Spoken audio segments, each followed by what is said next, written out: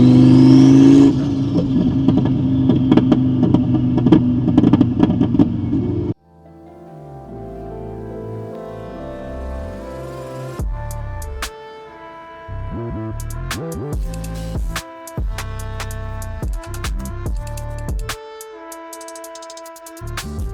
guys, welcome back to another video.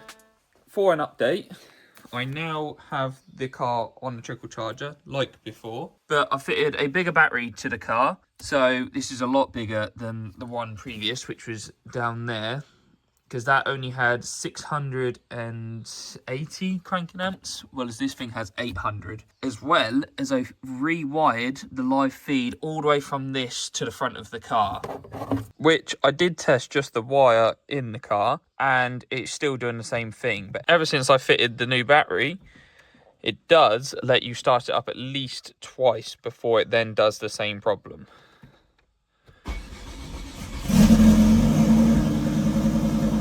Like so.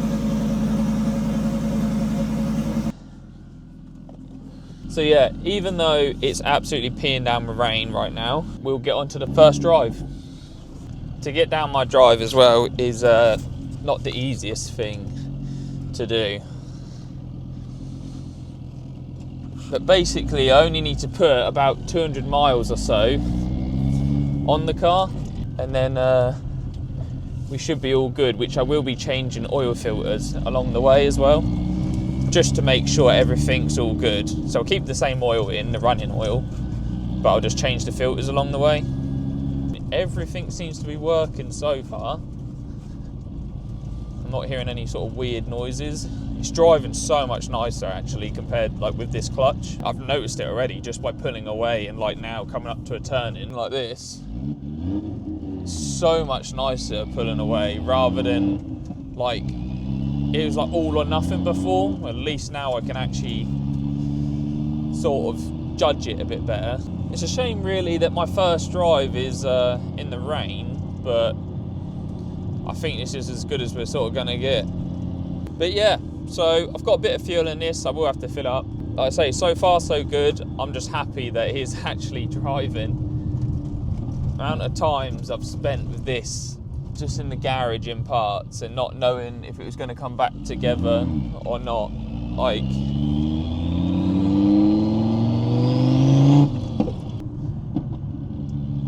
but yeah, amount of times, sorry, there's just some guy giving me the dirtiest look ever. There's quite a lot of road workers at the minute.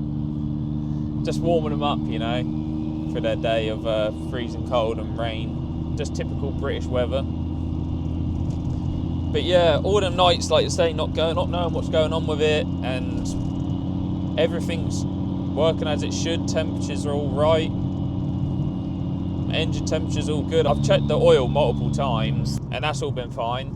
Just trying to enjoy it, even though I wouldn't normally enjoy it in the rain, really. But like I say, it's been sat in a garage for too long now, and I need to get the running miles ready for the mapping, because hopefully mapping won't be too long.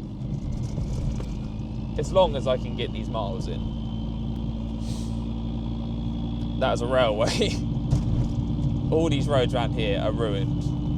Like, if you're not from the UK, you wouldn't understand this. And yeah, like I say, happy to be in here. I've got the heating on, that all works, because obviously it's either hot or hotter with no aircon. It's perfect for this sort of weather. But I'm looking to do about, like I say, about 50 miles today. As soon as I've done the 50 miles, I can take it back, so say, check the filters and whatnot, and yeah, by the time I've done that about 3 or 4 times, I can then put the decent oil in, and we're all ready for mapping then. Also, there was another thing I'd done as well. I was running the original spark plugs from the previous sort of build, should I say, which weren't in very long, that's why I kept them in there. I've got brand new NGK Racing race competition spark plugs in here now. So that did help it start up a bit as well, which I didn't think that would be the problem, but I don't know. I have got the comments. All you guys have given your suggestions of different things to do. I know it's going to be something simple. There was also one about, someone messaged me on my Instagram saying about checking the codes and stuff through the Cyvex and the OBD port, because he reckons he had it on the same ECU as mine and an RS, he had similar problems with it not starting, and it was all to do with like some startup procedure thing that he had to restart. Yeah, so he said to check the startup procedures or something like that. It was something to do with doing like a reconfig of it starting up.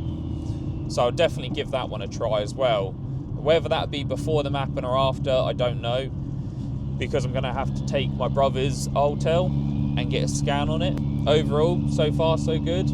It's a bit boring because I can't really do anything like this. So with me doing the first drive, everyone wants to see, you thrash it, but I can't. I've just got to, I think I'm allowed like a little bit of boost so I can build it up a little bit. Yeah, I can't really do a lot, to be honest, which is a bit annoying for me anyway. But I'll just get some sound clips of me driving, just so you can listen to the car a bit, coming on load, a bit of boost surge. That's all you really need to do, is to seat the rings on the pistons and stuff. Yeah, as for a first drive, we've done it. It definitely needs an alignment because we've had the frames off and whatnot, and that has put the steering off a little bit. Like I'm a little bit to the left and it's going straight, so that'll just need adjusting. But I might have something pretty cool and exciting coming up before we have a geo set up. But you will have to wait to see if that actually comes through. Like I said, I'll just give you some clips of the sound of it driving, and I'll catch you guys back at my garage for checking the oil filter. Hopefully, fingers crossed, we don't find nothing in it.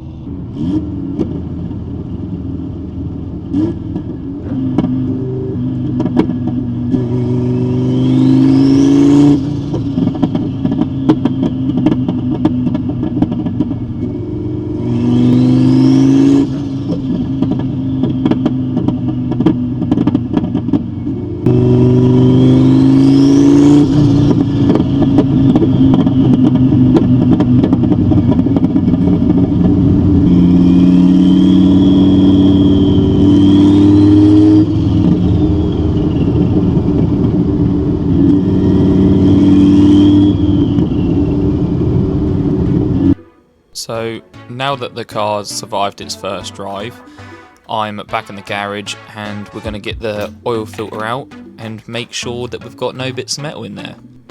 Like I say, there might be a little bit in there, but this is just going to check to make sure we haven't got bearing metal like we did before. So now that I've taken the two lines off of the top of the oil filter housing, I can now just pull the filter out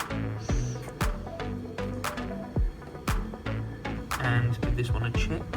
I will also replace the seal on the top of this one, just because when you've got a genuine Ford one, they should a new O-ring seal inside the box. We will get this one cut open. I mean, it don't look too bad from here. I'll cut around the outside of both sides so I can basically pull it apart and see and check all the fins where there's going to be stuff, just in case. There'll probably just be some like engine sealant that you get in there, just some little bits of it and whatnot, which that's quite a common thing. Also check inside here. A good tip about it as well is to shine a torch into like where the oil is and just see to check. I've left it a couple of days now, so there's not going to be much oil in there because obviously it's not around the system, which is quite good.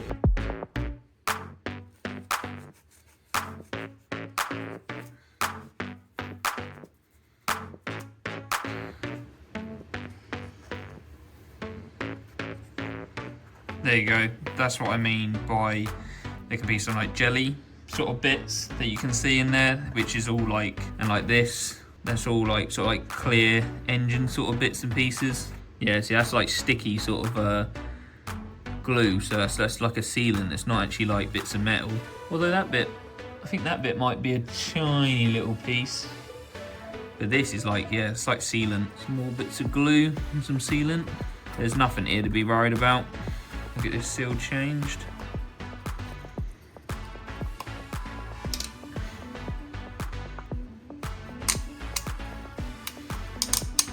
That new seal on there. I'll clean this up and then I'll re-oil this seal and some of the bits of the thread. You can put this through here first, but I find it easier putting the filter in the housing first and then putting this down on top. I will get this all done and back in.